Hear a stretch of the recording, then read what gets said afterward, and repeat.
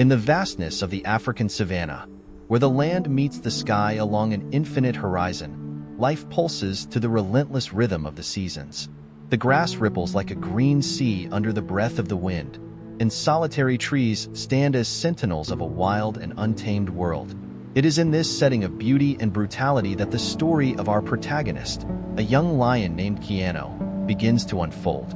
Keano was born during the rainy season, a time of abundance that masked the fierce struggle for survival that would define his existence. From an early age, he was marked by destiny to lead, sporting a promising mane that signaled his future majesty. However, despite his impressive physical strength, Keano was like a young tree that, although deeply rooted in the fertile soil of his ancestral home, still swayed uncertainly in the wind. Life on the savanna is an eternal cycle of growth and challenge, as constant as the flow of a river. Each day brought new lessons, each night a myriad of stars under which Keano reflected on his journey. He learned that true leadership came not only from strength, but from the wisdom of when to use it. His father, King Asani, both revered and feared, taught him that every roar should be calculated, every attack precise, every decision made with the future of the herd in mind. As the seasons passed, Keano grew not only in stature but in understanding. He observed his father's strategic movements in territorial disputes, noting how brute force was often sidelined by cunning. His brother, Jomo, more reserved and insightful, often pointed out nuances that Keano, in his youth and fervor, tended to overlook. This fraternal rivalry, though never explicit, was a delicate dance of respect and competition, each shaping the other in the intricate choreographies of power and leadership. The challenges were many and came from all directions. Rival coalitions tested the boundaries of the territory, periodic droughts threatened the abundance that sustained the herd, and within Keano's own circle, voices of doubt grew as he approached the age of rule. In each confrontation, each hunt, each assembly under the starry sky, Keano found himself in an eternal return to the starting point, where peace was as temporary as the shadow of a cloud on a scorching hot day. His first major test came when a bold group of hyenas attacked one of the herd's cubs. Keano, then just a teenager, led the defense. With his heart pounding like war drums, he felt the weight of his father's gaze, measuring him not by the ferocity of his attacks, but by the prudence of his retreats. It was a moment of acute introspection for Keano, an understanding that leadership is the balance between protecting and knowing when it is necessary to retreat to fight another day. The battle with the hyenas was just the prelude to greater challenges. As Keano approached maturity, the savanna revealed its harshest lessons, teaching him that each decision carried with it the seed of future battles. Under the vast, indifferent sky, he learned that being a king was not about dominating others, but about mastering oneself, his impulsiveness, his pride, his fury. As Keano matured under the merciless sky of the savanna, his understanding of the nature of power and responsibility also deepened. Each new season, the challenges increased, shaping him not just as a warrior but as a leader who began to understand the delicate balance between strength and wisdom. Prolonged dry spells tested the endurance of his herd, and invasions by rival coalitions tested his strategic ability. The rains, when they came, brought relief and abundance, but also new dangers. Rivers that overflowed could quickly become deadly traps for the unwary. During a particularly difficult dry season, water became scarce and prey, once abundant, were now rare. The youngest and oldest members of the herd suffered the most, and Keano found himself faced with the task of leading increasingly larger groups in search of water and food. His strength was unquestionable, but it was his growing ability to make decisions under pressure that began to define his potential as a future king. One sweltering afternoon, where the air seemed to vibrate under the heat of the sun, Keano led a small group to a known well, only to discover that it was under the control of a rival coalition. It was a group of young and aggressive males, eager to expand their territory. Keano watched from afar, weighing his options. The need for water was critical, but a direct confrontation could result in injuries, or worse, unnecessary deaths. It was Jomo, Keano's brother, who suggested a more cunning approach. He proposed that they distract the rival coalition, luring them away from the well with a show of strength in a distant area. while the females and young replenished. Keano reluctantly agreed, aware that each choice carried risks. The execution of the plan required perfect synchronization and a dose of luck. Keano and some of the strongest males provoked the rival coalition, roaring and marking territory ostentatiously. The tactic worked. Drawn by the possibility of a confrontation, the rivals followed them. With the rivals distracted, the females, quickly led by one of the most experienced, McKenna, took the opportunity to drink and fill the water reserves for the youngsters. Keano's group managed to avoid a direct conflict and returned to meet the females, a small victory that reinforced Keano's confidence in his leadership abilities and in the wisdom of heeding advice, especially from Jomo. The months passed, and the challenges became more complex. One night, the strident alarm of a baboon alerted the group to a new threat: poachers. Keano, now a more seasoned leader, understood that the danger posed by humans was different from anything they had faced before. They were not just seeking territory or water. They brought deadly traps and a threat that did not respect natural boundaries. It was a battle not just for territory, but for the survival of their species. Rallying the herd, Keano led a strategic retreat to denser and less accessible areas of the savannah, where the terrain offered better camouflage and protection.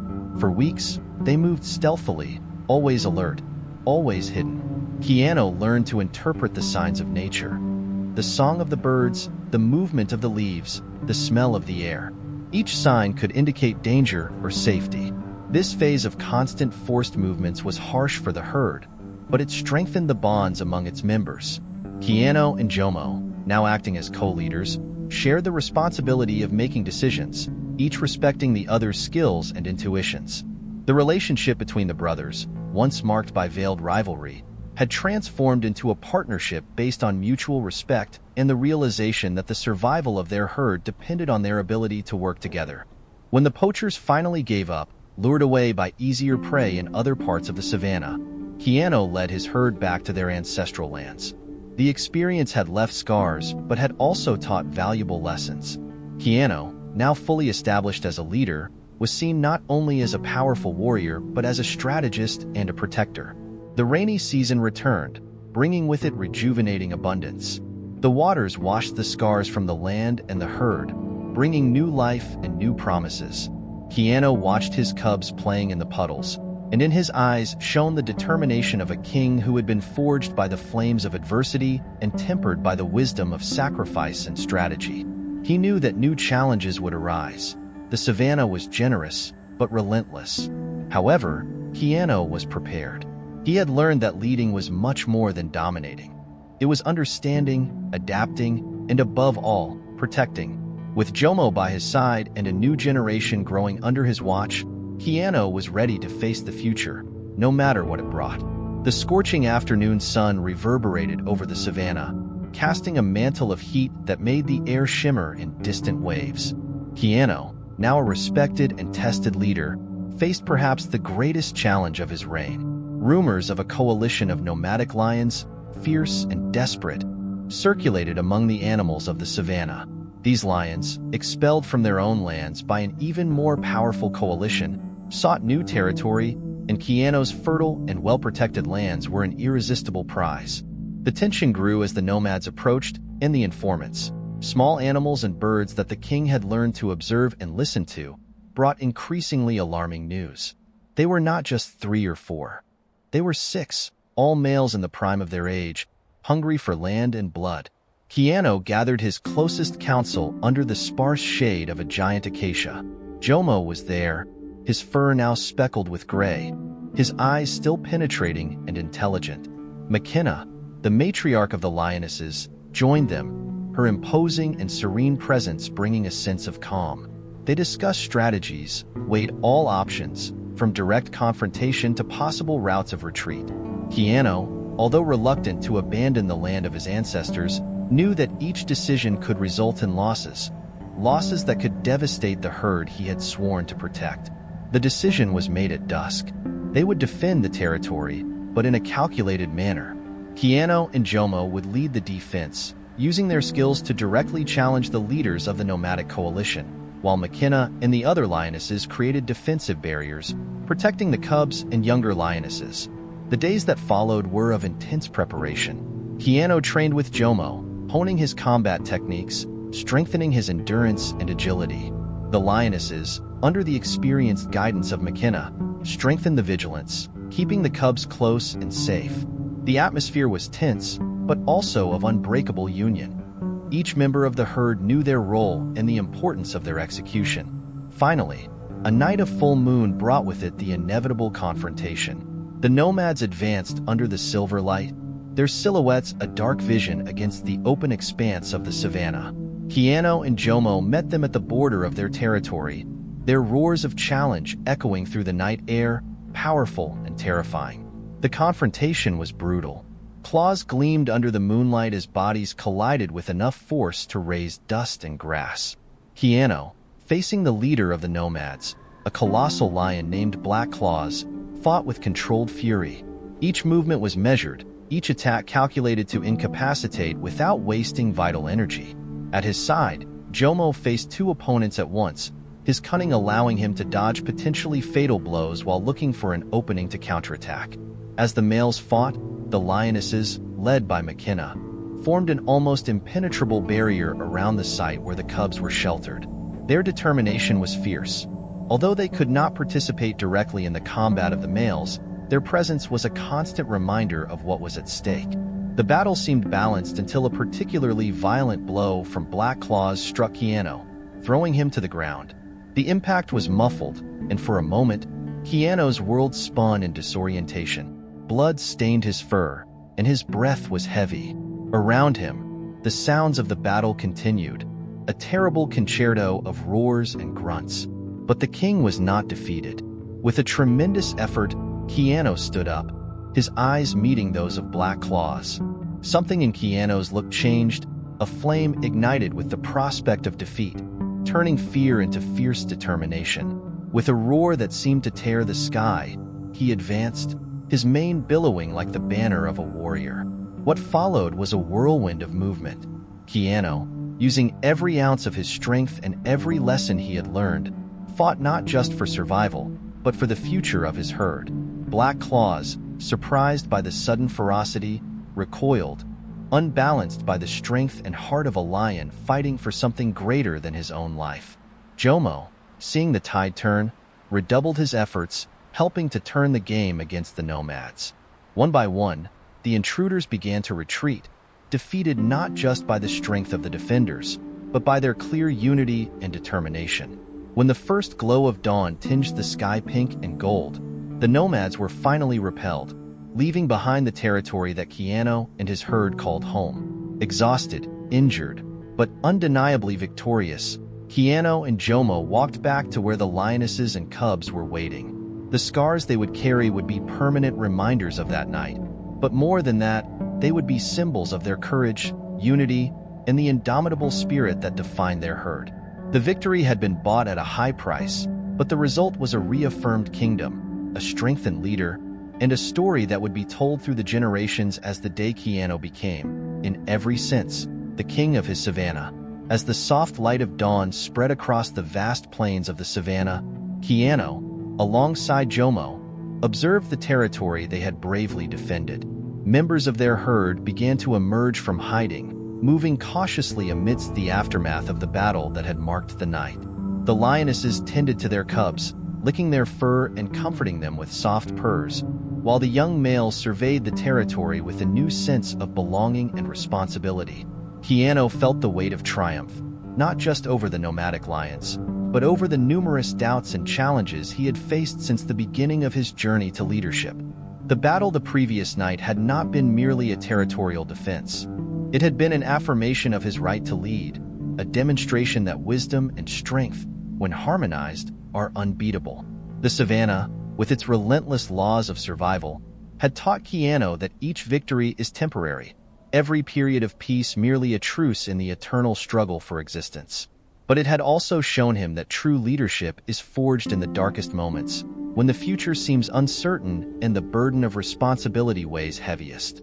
Keano had learned to cherish each moment of calm, to use times of peace to strengthen relationships within his herd, to teach the young the arts of war and peace, and to heed the advice of Jomo, whose intelligence and insight had proven so vital to his own evolution. In the days that followed, as the herd recovered, Keano dedicated himself to patrolling the territory, reaffirming his presence as leader and guardian. With Jomo at his side, they worked not only to maintain order but also to plan for the future. They knew that other challenges would come, that other rivals might arise, drawn by the fame of their victories or the richness of their lands. But now, Keano felt prepared, aware that each challenge faced was a lesson learned, every mistake made a step towards wisdom. As the dry season approached, bringing with it the challenge of keeping the herd fed and hydrated, Keano focused on the sustainability of his territory. He instructed the lionesses and young males in the most efficient hunting techniques, strategies for conserving water, and tactics for safely exploring new areas. The community, under his leadership, became more cohesive and resilient, each member aware of their role in maintaining the strength and unity of the group. The peace Keano cultivated was an active peace, a constant preparation for upcoming challenges, a continual lesson in the balance between strength and cunning, between the individual and the collective. Nights around the fire, an ancient custom of his herd, became moments for sharing stories of old battles and dreaming of the future. On these occasions, Keano listened as much as he spoke, his leadership tempered by humility and a genuine desire to serve and protect his herd. Over time, Keano's figure became legendary, not just as the lion who had repelled 6 fierce nomads, but as the leader who had transformed his band into a true family, united not just by blood or fear, but by mutual respect and shared loyalty. Stories of his bravery and wisdom spread across the savannah, inspiring young lions and lionesses in distant lands. However, the true measure of his legacy was seen not in the battles he won, but in the tranquility with which he walked his territory, the confidence with which he watched his cubs play, and the reverence with which he was treated by the older and younger members. Keano was not just a king. He was a guardian, a mentor, a living symbol of the balance between the power of the lion and the wisdom of the savannah. And so, under the vast African sky, Keano's story intertwined with the land he protected. Each sunset painted the sky with the colors of his royalty.